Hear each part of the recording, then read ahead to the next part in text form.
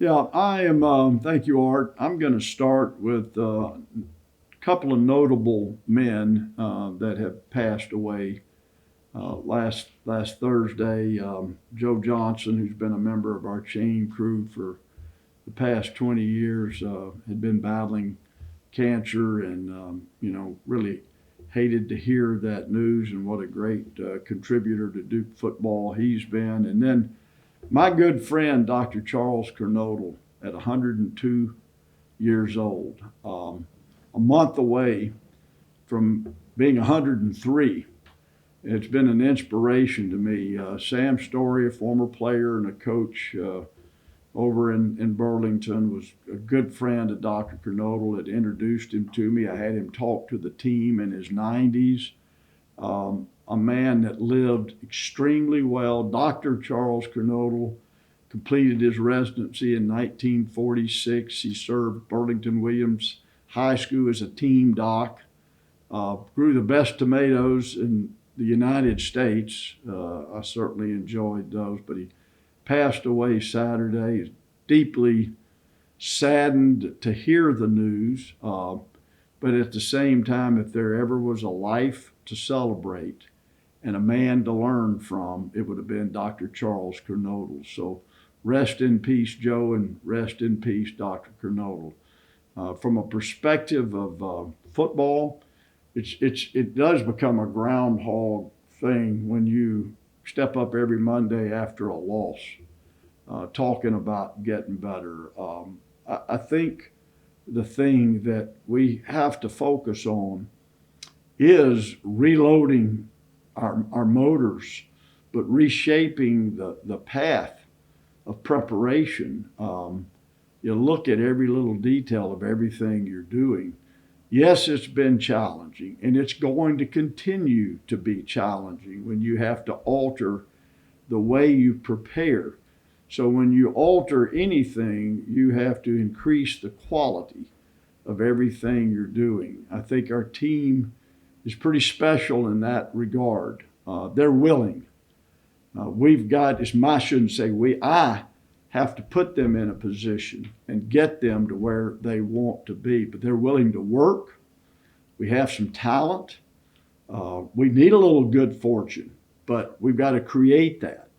And again, the path that I know to get things done, to get on the other side of the ledger and win football games, is that you have to get it done on the practice field. And certainly an example would be ball security.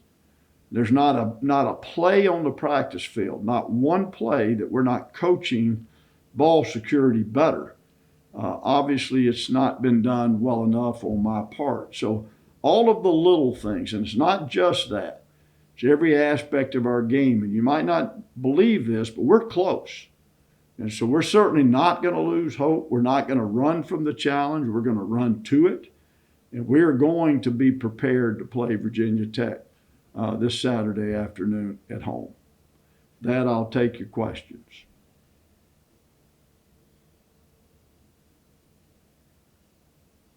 All right, let's go to Aaron Beard. Hey, David, you mentioned conditioning a little bit after the Virginia game. I'm curious, you've had a day or two to step back, but how much of a concern is conditioning right now, considering all the alterations that have happened with routines and normal preparation you guys are doing that front? Well, I think it's the biggest off the field concern because it not only, we can't do anything, we have a limited amount of time. We've done some running / conditioning, but what I've told our coaches is that we have to condition every minute, every drill at practice. And to do that, we got to make sure that we're resting well, getting enough sleep. These guys are college students, even though they're not doing anything. So you got to hydrate well. You've got to eat well. So every aspect, I mean, we're at a point where winning is an all the time thing. And at this point, to condition and practice like we need to practice, we've got to take measures that the players contribute their portion, and then we're coaching every minute out there. Coaching on the run is what I like to call it, to where the energy level is at its highest peak, and we can play 4 quarters of football at a level that we're capable of playing. To follow up, how much concern, I guess, did you have coming in specific to conditioning? Has it been, I guess, a little bit of a surprise, even though you knew it could be, I guess, an issue with lost prep time? And the other thing I wanted to sort of ask with that is there a difference between game conditioning and practice conditioning? Like, guys can train on their own, but it's different in the game at this point, trying to manage that. Well, there's no question what you're doing is different because we measure it. We have the science. We wear these monitors that give us player load, give us velocity, give us explosive numbers. And you can't hardly match game numbers in a practice, but we measure every practice and we try to increase that load as we've started back in August. And my eyes are pretty well trained eyes, and I know when we're getting there, when your legs are under you and but there's that fine line of, we did a lot of running back in August, a lot of conditioning we normally don't have to do, but this team was away 129 days without an organized workout. So it's a process that's still in place, but we have to practice. We have no choice. We've got to practice with the kind of quality that you have to get better. And one of the challenges, and I'm putting the practice schedule together, is when your numbers get lower, it makes it very much difficult to practice with the kind of tempo we like. So we are reinventing the wheel a little bit. I'm not surprised. I was hopeful that we would stay healthy and that we would have a full contingent at practice, but that's not happened that way. So you got to go kind of to plan B. And I think we will see this improve hopefully over the next 2 to 3 weeks to a level that we're going to hit everything that we can hit, but we can't wait. We've got to do it now. This week, Virginia Tech, we've got to put 60 minutes out there to have an opportunity to beat these guys because they're really good. Thank you, David. Let's go to Jim Sumner. David, after the game Saturday, you said Duke would reevaluate everything you're doing on offense. I assume that would include schemes, personnel, practice habits, a whole bunch of things that haven't occurred to me. What needs to come first? What's the first thing that needs to get fixed? We need to finish blocks. We need to finish every play, which would include ball security. You can't, a play is 5 or 6 seconds long. We have to compete through those times. We're so close. I met with the whole offense Sunday. We watched the film down in our indoor together. 50-something clips that they all saw what I saw. I watched this tape all the way back on the bus. I watched it once I got home again. I watched it again early Sunday morning. You have to finish.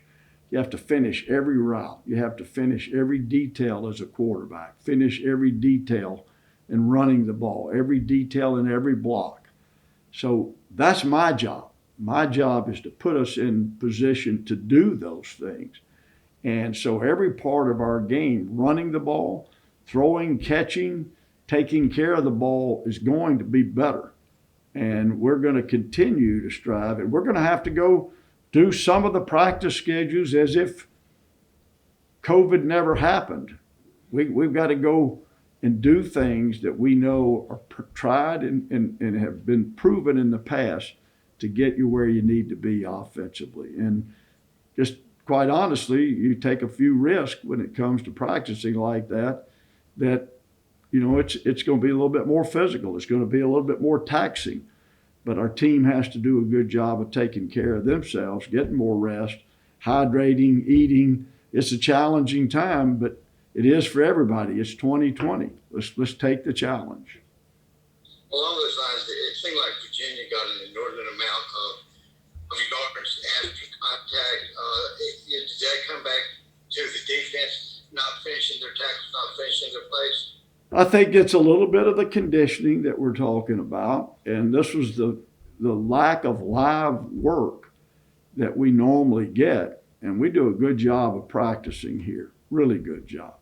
And when you limit the number of practices that you get, we only had one scrimmage in August. We had none in the spring. And now we've played 3 games. So you're going to be to some degree a work in progress. But the bigger, stronger you are, in any case, you're going to tackle a little bit better. We've got to increase technique in places where we need it. And we've got to tackle just as we tackled well early. But if you go look in the fourth quarter, where a lot of the issues come, we didn't tackle near as well. We didn't tackle near as well in the second quarter. So we have to find a way to compete 60 minutes in all areas of the game. Let's go to Jake Piazza. Hi, Coach. You got a quote, or I think this is one of your quotes that goes, "Don't let your circumstance change your standard. Let your standard change your circumstance." And I'm curious as to how applicable that is now after you guys are on a little bit of a 3-game skid. Yeah, I think, first of all, you better live to your standards every day. We changed some of the standards again. We're not changed. We reinvested in some standards last week that we have to have. We have to continue on that path. Everybody that's a part of Duke football has to understand that's a 24/7 standard for us to do well here. We have to be there. If you don't like what you're getting, then change what you're doing, right? That's the bottom line. And so as we look at this, how critically important are the standards of just running on and off the field at practice, sprinting out there and getting a full speed rep in the kicking game? Every one of these things are conditioning a football team to get more and more ready to play games. And so you're exactly right. That's how we have built the program. That's the culture of the program, is to live to the standards. And again, if you don't like what you're getting, you better reload and you better rework things at every level to get the reward that you expect. And that's what I expect our team to do and respond. All right, let's go to JB Ricks. Hey, Coach, thanks for taking out the time. My one question for you today is I know you take a lot of pride in your quarterback play, and there's been some struggles that have taken place so far here in the early part of the season. What is it that you need to see change the most in order for that position, whether it be Chase or whoever you have been playing at that time, to improve moving forward so you guys can get your first win here? Yeah, I think there's a couple of things. Number one is just flawless in the run game.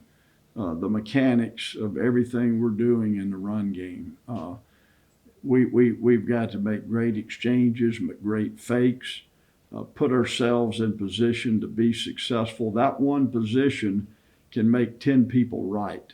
And, our quarterback plays a big role in that regard, verbally and otherwise, in the run game. Secondly, in the passing game, is be true to our progression reads.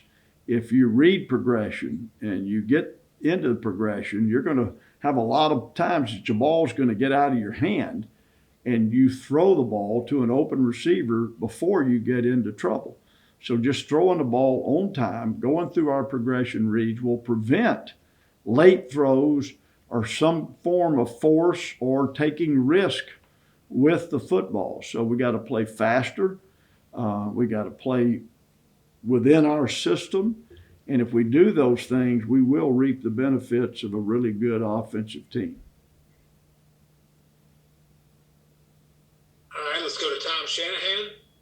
Hey, Coach, college football is always hard to predict, and COVID seems to make it even harder. And I'm thinking of the Navy coach saying he made a mistake by not tackling during fall camp.